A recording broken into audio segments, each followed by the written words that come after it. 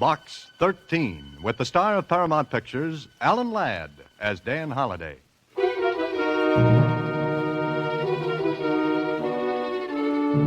Box 13, care of Star Times. You advertised for adventure? I have it for you. If you will go any place, I can offer Paris. If you will do anything, you are the man I need. If you're interested, call at my office any day between the hours of 10 a.m. and... Any day between the hours of 10 a.m. and noon. I am at 247 Wabash Place, signed William Martin. Paris.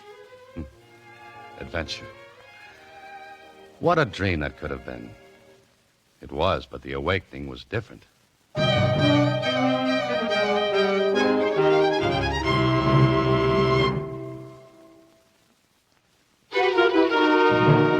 And now, back to Box 13 and Dan Holliday's newest adventure, Diamond in the Sky.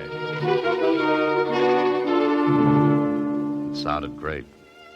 A trip to Paris and adventure for the frosting on the cake. Whoever Mr. William Martin was, he must have known that waving a deal like that in front of anyone was making it a sure thing. But Susie, as usual, had something to say. I don't know, Mr. Holliday. Maybe it's just somebody kidding you. That's the girl, Susie. Get out the wet blankets, spread them around. Then again, maybe this Mr. Martin is beyond approach. The word, Susie, is reproach. But I've got a brilliant idea. What, Mr. Holliday? It's all very simple. I go to see Mr. William Martin at 247 Wabash Place. Wabash Place was one of those little streets filled with small businesses. But number 247 was by itself. No display window in front like the others. I thumbed a bell button that had a card under it with William Martin engraved on it. 1 minute later, after introductions, I was looking across the desk at a short, stocky, apple-cheeked man who said... No one knows you have come here, Mr. Holliday? No, just my secretary. Oh, but she won't say anything. You're positive? I am. Ah, good. A cigarette, Mr. Holliday. Oh, yes, thanks. And a light. You do not like my brand, huh? All this lacks is a fuse. What's in it? My special tobacco. But here's an ashtray. Thanks. Well, Mr. Martin, you wrote that letter to Box 13, and here I am. Ah, good. Down to business, then. He opened a drawer, took out a photograph, and slid it across the desk to me. What I saw was a picture of a diamond. But what a piece of ice. I was studying it when Martin spoke again. I see by your expression, Mr. Holliday, that you are properly impressed. Oh, I'm impressed, Mr. Martin. What is this, the Rock of Gibraltar or something? Not quite. That is the Mirabilis diamond. Oh. You've heard of it, then? Yes, but how does it concern me? Here. These credentials will tell you who I am. William Martin. Well, that's my name, yes, but, well, you look. Martin passed me a sheaf of papers with his photo on them. He was William Martin, representative of Jason Van de Cleef. The name sounded familiar. Martin read my expression again, and... Mr. Vanderclift is a diamond merchant. He has recently purchased the Mirabilis for $1 million. That's a lot of hay for a lot of ice. I beg your pardon? I'm sorry. Go ahead, Mr. Martin. The gem is in Paris. I am to get it and bring it over here. I see. And, Box 13? You will go with me, Mr. Holliday. I have reservations for you on the plane. Oh, now, just a minute. I'm not a bodyguard, Mr. Martin, or a private detective. Please. Nothing so crude, Mr. Holliday. No, I have a much better plan. But first, let me tell you something. There is no jewel thief in the world who would not risk everything to get the Mirabilis. He could never sell it. No. But it could be cut up, and any one of the smaller stones would more than repay the thief for their trouble. Yes, I guess you're right. Okay, where do I come in? Well, it is very simple. But like all simple things, it is brilliant. I thought of it. Congratulations. Thank you. Now, you will pick up the diamond in Paris. I will go on the same plane, but we shall be complete strangers to each other. Do you begin to see, Mr. Holliday? Sure. If anyone's wise that you're going over to get the stone, they'll follow you. Exactly. But I won't have it. You will. I shall stroll around Paris as a tourist. Anyone following me will be, shall we say, following a red mackerel? All right, let's say it. Oh, but there's only one thing wrong. Wrong? I did not think of something important? Yeah, that's right. Me. Suppose this plan doesn't fool anyone. Then I'm set up like a clay pigeon. You lose a Mirabilis, and I'm just another claim for the insurance company. Oh, no, alors, you have no worry. Well, maybe I worry easily, Mr. Martin, especially if I'm carrying $1 million worth of bait. Mr. Holliday, only you and I know of this. There can be no leak of information unless you tell someone. Oh, sure, I'll go around telling everyone that Dan Holliday's a setup. Here I am, fellas. Come and get me. That's right. And thieves would kill to get the diamond. They have already. Why, I can tell you the history of the stone. Calcutta, murder. London, murder. Vienna, 2 deaths. And Mr. Martin, skip the cook's tour of the morgue, will you? But you advertised for adventure, Mr. Holliday. You will go any place, do anything. Well? Touché. A little below the belt, but touché. And you've added one more to the population of Paris.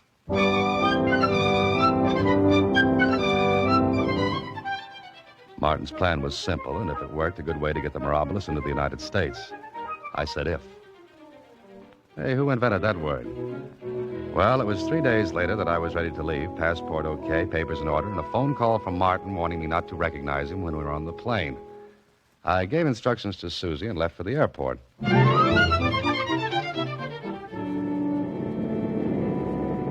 few hours later, I was out over the Atlantic. Martin sat well in front of me and never once looked back. So I played it his way and beyond a quick look paid no attention to him.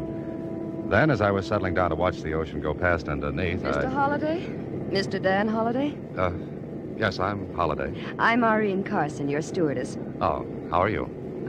Fine. And you? Wonderful, thank you. Good. Here's a letter for you.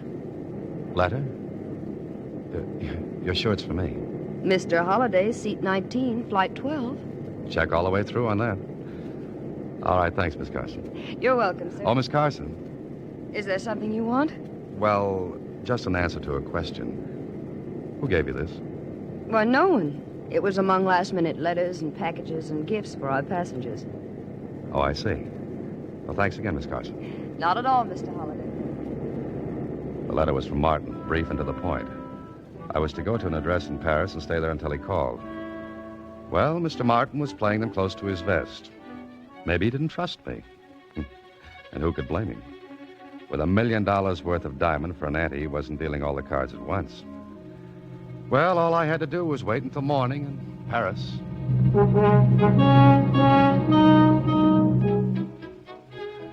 Early next morning, we landed at the Bourget Field.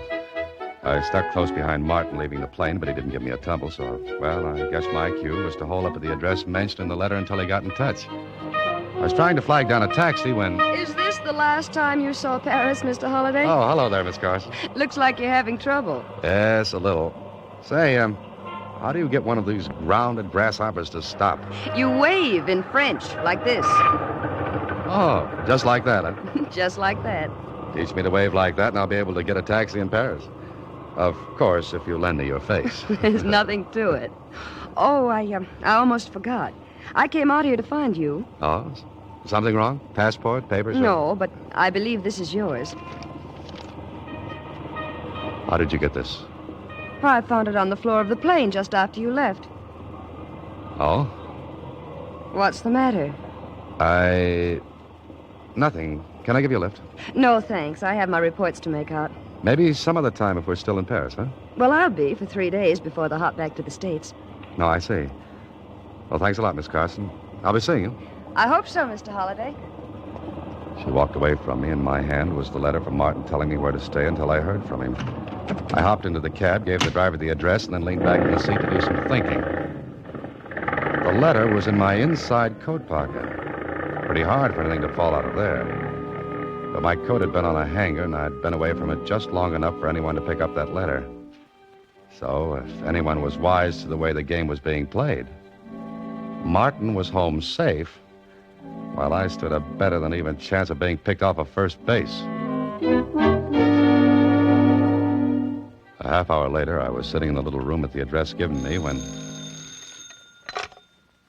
Yes? We? Hello. Holiday? Yes? Oh, Martin? Yes. Everything was all right? Fine. Now what? You are sure no one knows where you are? Well, Holiday. All right, no one knows. Now what? Here is an address. Go to it. There you will pick up the package. Okay. Now, don't write this down. Remember it. Do you All hear? right, I can remember it. 45 Rue de la Guerre. 45... No. Do not repeat it there. Just remember it. All right. Please, Mr. Holliday, you understand my concern. Look, my neck's out of yard, too, Martin. Of course. Now listen. There is a Monsieur Corray. Ask for him. Identify yourself with these words. I've come from the sky. You hear that? I got it. Then what? There will be no question. Those words are our code.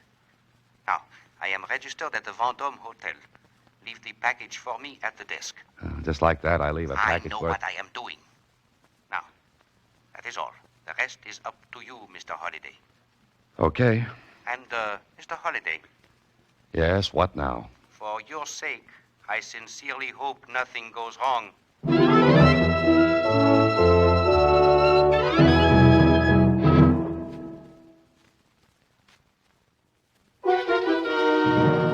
And now, back to Box 13 and Diamond in the Sky with Alan Ladd as Dan Holliday.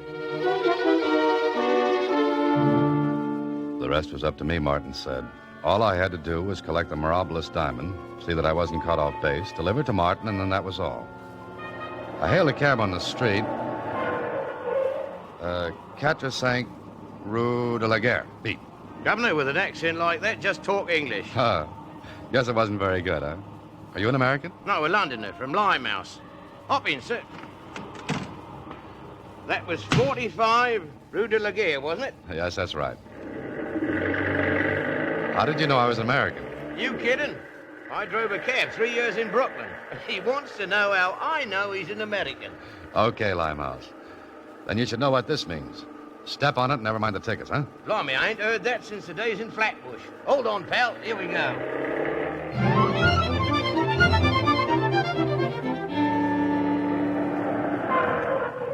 You're here, Governor. Want me to wait? Yeah, and keep that motor hot. Hey, what's up? I don't know. Something hot? Just wait. Okay, Governor. I'll be here. I went into the house, asked for Monsieur Corray. Gave him the code words, I've come from the sky. And without a word, he went to the fireplace, lifted out a brick, and handed me a velvet case. Well, after all this, I had to take a look.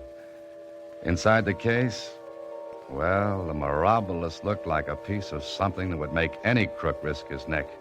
Or mine. I snapped the case shut. Corray said nothing, just watched me. Showed me out. All right, Limehouse. Vendôme Hotel and on the way. Don't bother to fly low. I don't know what this is all about, sir, but when you went in that house, that car pulled up back of us and stopped. Huh? And they kept their motor hot, too. Limehouse was right. It looked as though somebody had talked, but not me, and certainly not Martin. We pulled away, the big car tailed after us. Limehouse turned his head to talk to me. They're tailing us, all right. Can you get away? With this act, the 3 cylinders still work and I got asthma. You gotta make it. What did you do? Pinch the crown jewels? You're warm. Step on it and do your best, will you? Did you pull a heist? No. Okay, you've got an honest face. All right, Governor. There's nothing keeping this act together but termites holding hands, but here we go. That big car in the back didn't lose an inch. Limehouse, and I had to go through an empty stretch of road. So I told him I thought that's where the mugs in the big car would make their pitch, and... You're right, but I've got an idea. Well, I can use it. Listen, look down the street. See that turn to the right? Yeah? I'll get close to the curb as I can, and you get ready for a jump. Huh? Jump? Sure. I'll act like I'm going straight, but where I showed you, I'll turn fast to the right. You jump out, roll in a doorway or something. Well, what about you? I'll make a U-turn back out and pull the mugs down the street after me. You got it? Got it. Oh, here's your fare. Plus. Ain't had so much fun since Coney Island. Okay, pal. Try for the brass ring. Now! Attaboy, Limehouse. It worked. I collected a few bruises, but I still had the diamond. Farther down the road, Limehouse stopped. He had to because the boys in the big car angled in front of his cab. I waited long enough to make sure Limehouse was going to keep his health. Then I doubled back and forth until I came out on a main street. There I took a bus. I felt like having lots of people around. I got to the Vendome Hotel, walked to the desk, and told the clerk I wanted to leave a package for Monsieur William Martin. Oh, brother, I got the surprise of my life when the clerk told me there was no Monsieur William Martin registered there.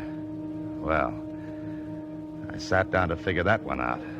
Then, just when I was about to give up, Holiday. No. Don't look at me. Martin, what the devil? Pretend that you are not speaking to me. Now, you have the stone? Yes, but I almost did that. What happened? It's a long story. You want to hear it now? No. We have not enough time. Look, I will put part of my newspaper on the sofa between us. Then, when no one is looking, put the diamond under the paper. Okay, then what? After a minute, I will pick up the newspaper and leave. Oh, and I hope this ice goes with you, Mr. Martin. It will. Don't worry. Well, that looked like it. All finished. I counted chickens that weren't there. A half hour later, I went to the room of my hotel. I just had the door open when...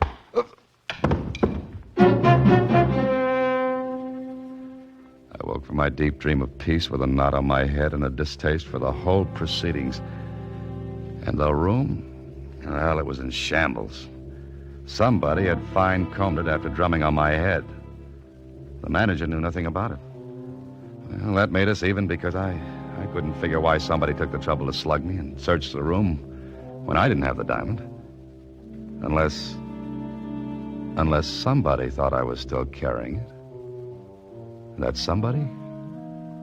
I had an idea, and 40 minutes later, I was sitting across from Irene Carson at a little sidewalk cafe. Mr. Holliday, you're insane. I will be after another knock on the head. But why do you accuse me? Because no one but Martin knew where I was going to stay in Paris. And you. But this is ridiculous. How should I know? The letter you said dropped out of my pocket. It did drop from your pocket, and I did not read it. Really, I think this is a ridiculous story. A Mr. Martin who wasn't at his hotel to pick up a diamond worth $1 million, men chasing you, hitting you, searching your room. And now, simply because I had my hands on a letter, you accuse me of... Who else knew? You're Mr. Martin. And that's another thing. I never saw you with anyone on that plane. You spoke to no one. You got off alone. Really, Mr. Holliday, it's a fantastic story. No one saw me with Martin. Exactly. Now, if you'll excuse me, I've got to get back to Le Bourget. You've taken up too much of my time already. All right, Miss Carson. But will you do me a favor? What? Confess to the whole thing? Admit I'm a notorious international jewel thief? No, just get me on a plane back to the States. Look, I apologize. All right. All right, I accept the apology. And I'll do my best to get you out of Paris. You seem to be allergic to trouble here. You're so right, Miss Carson. You're so right.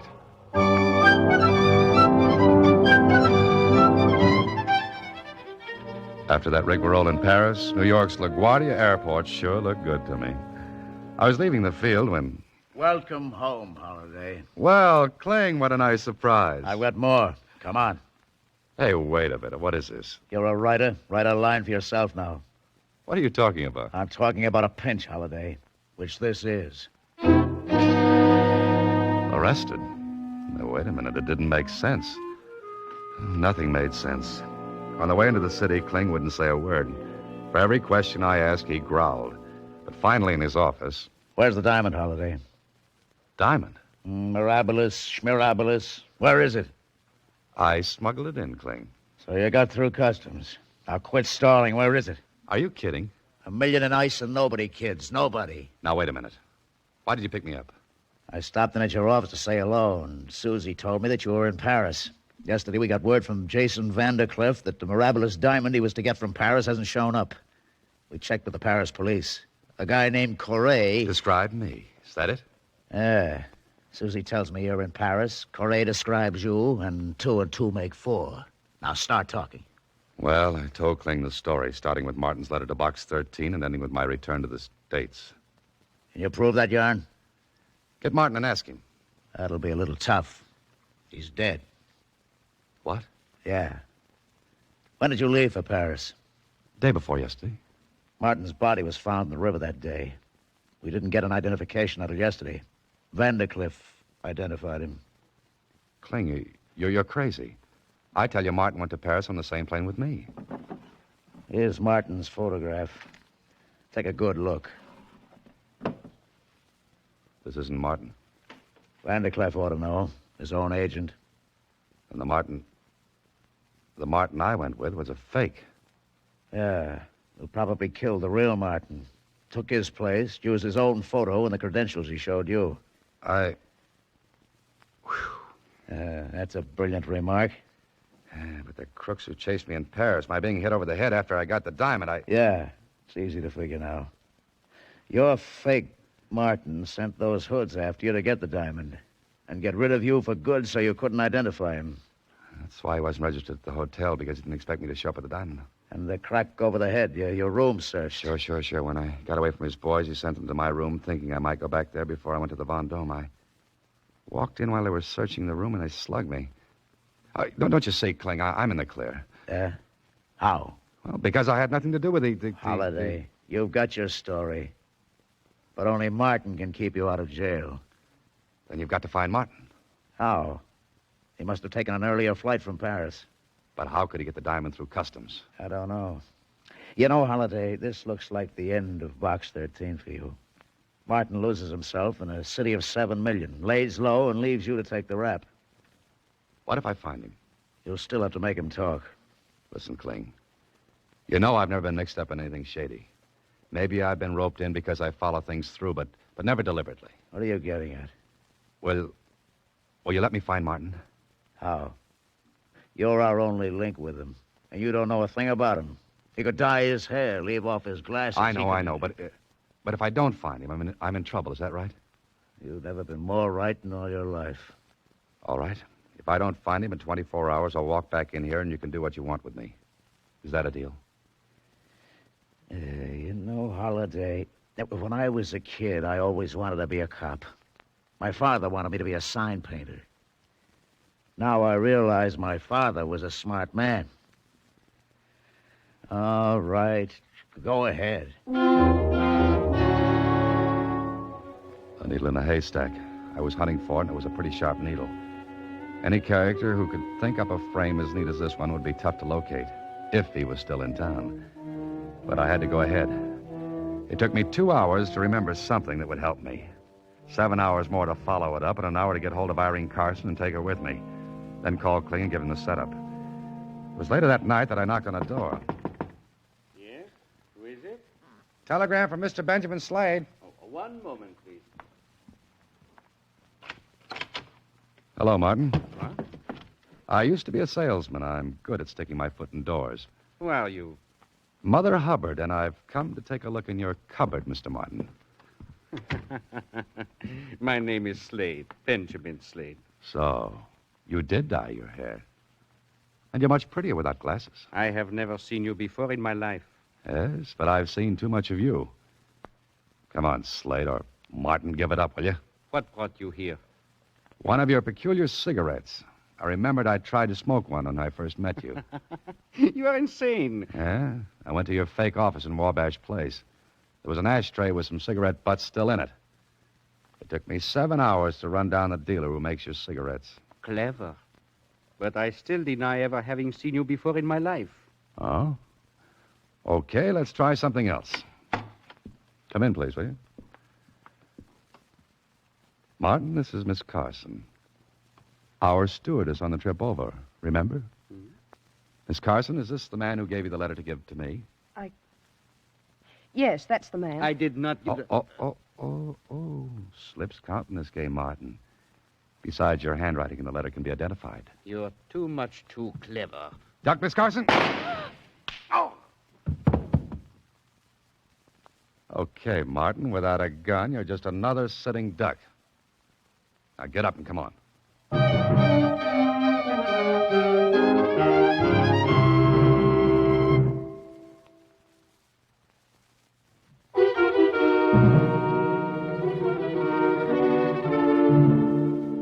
But, Mr. Holliday, how did Mr. Martin get the diamond over here? He was too smart for that, Susie.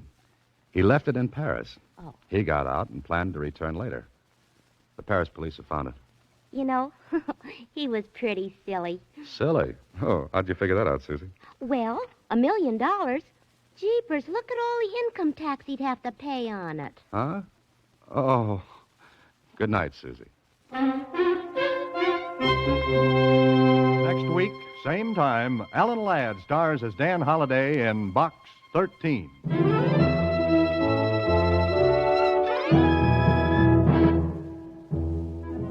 Alan Ladd appears through the courtesy of Paramount Pictures. Watch for him in his latest picture, Saigon. Box 13 is directed by Richard Sandbell, with an original story by Saul Shore, adapted for radio by Russell Hughes.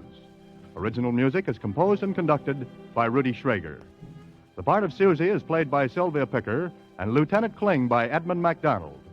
Production is supervised by Vern Karstensen. This is a Mayfair production from Hollywood.